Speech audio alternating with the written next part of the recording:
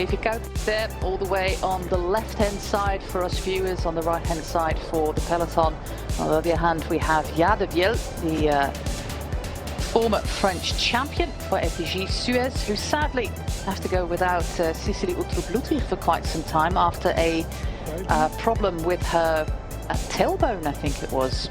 Yeah, she crashed in Omloop Het Nieuwsblad just before there was a big crash on I can't remember which cobble section it was now, the Holloweg I think it was, and she crashed just before that on the big road there, and I think she broke her sacrum. She continued to ride for quite some time as well, so it must have been really painful for her riding with a fractured spine effectively on the cobbles.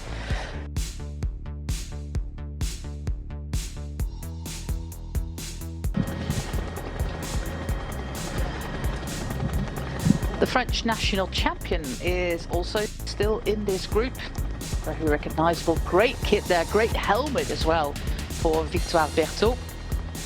She's all the way at the end of the bunch there. A little bit of discussion with Letizia Paternoster. She's got quite a few teammates there for the FDJ, not teammates of course, it's on Cofidis, but we've got quite a few riders there for FDJ Suez. Looking out for Elisa Balsamo. Got support there from Loretta Hansen, but I think that's the only two riders for Lidl Trek in that first group. Still quite a few riders for UAE Team ADQ, quite a few for Liv Alula with Letizia Paternoster all the way at the back, but look at how narrow these roads are. If you are caught out here, well, it might be problematic.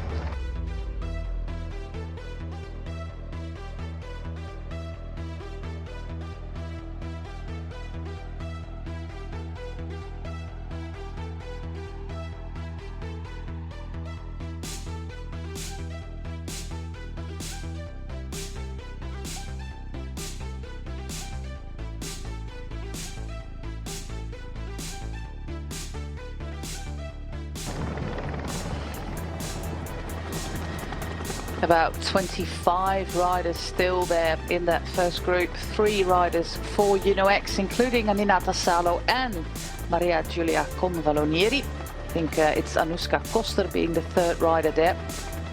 Although I'm not sure, it might also be Diederiksen. I think it is Diederiksen indeed, moving towards the front right now. It's a waiting game.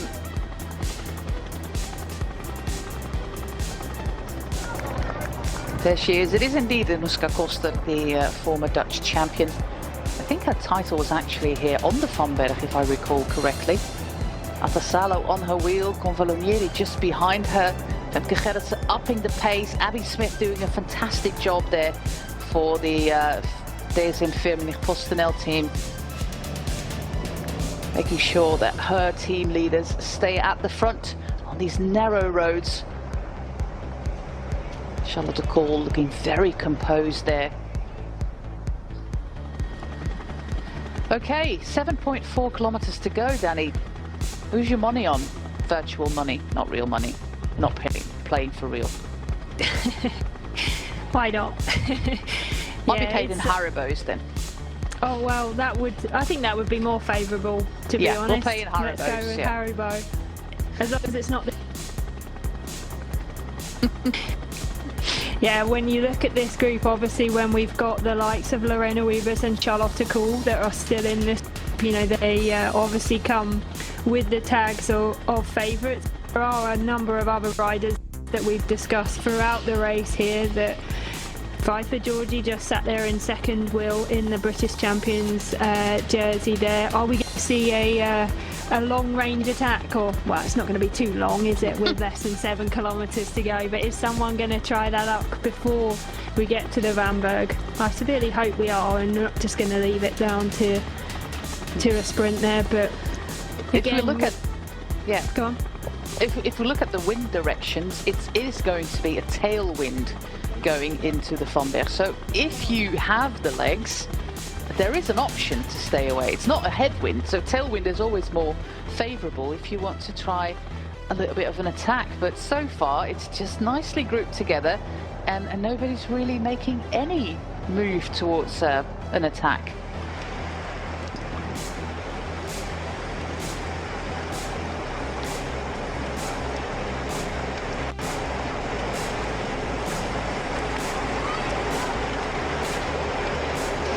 But also, if you are, for example, Victoire Berthaud, the French national champion, it might also be time to move up with 6 kilometers to go. But where are you going to go? Road's full.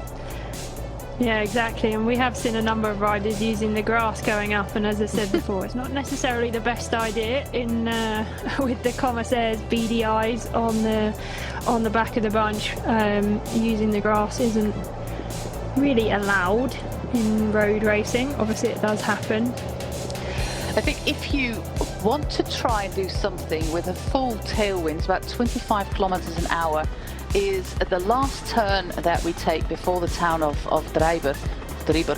That is about 4 kilometers out from the finish line. There's a turn, and then you get a full tailwind, making your move towards the Van Berg. And mind you, we only have to do that first little ascent, so we go onto the terrain of this this company. The VAM is actually a company, a waste disposal company.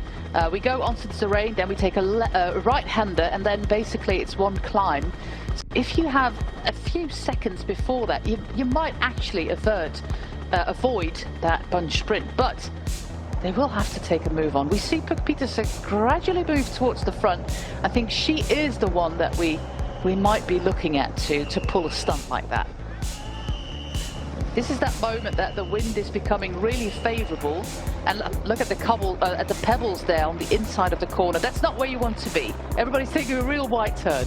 Yeah, it makes me grimace when I see all of that on the road there, and that probably is just from the cars behind, you know, lap after lap, you know, just taking and cutting that corner and just chipping all that up onto the road. But fortunately all the right on that occasion.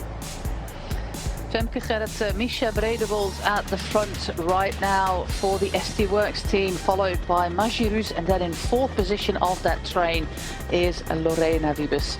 She comes from the town of Meidrecht, which is just south of Amsterdam.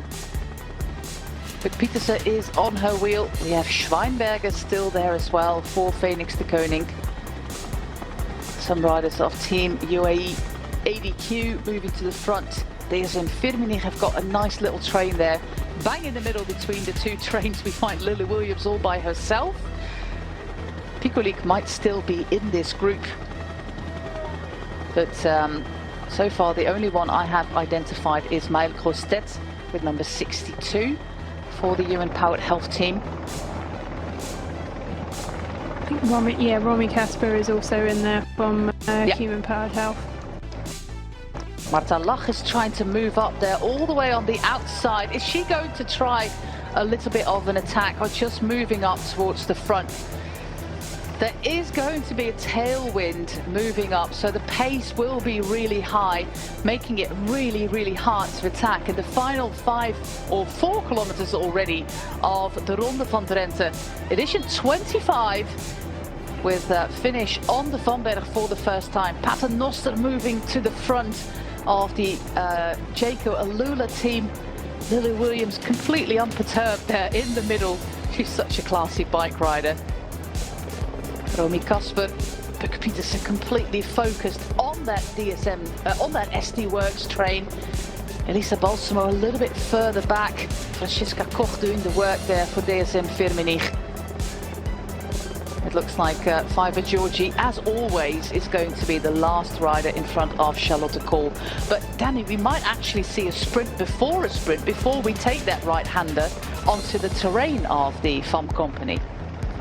Yeah, I mean, the positioning coming into the final climb is so important. Yeah, you can see that the pace is pretty high in the bunch already, but all of these little twists and turns that we have come with the gravel as well. Again, everyone making it through okay.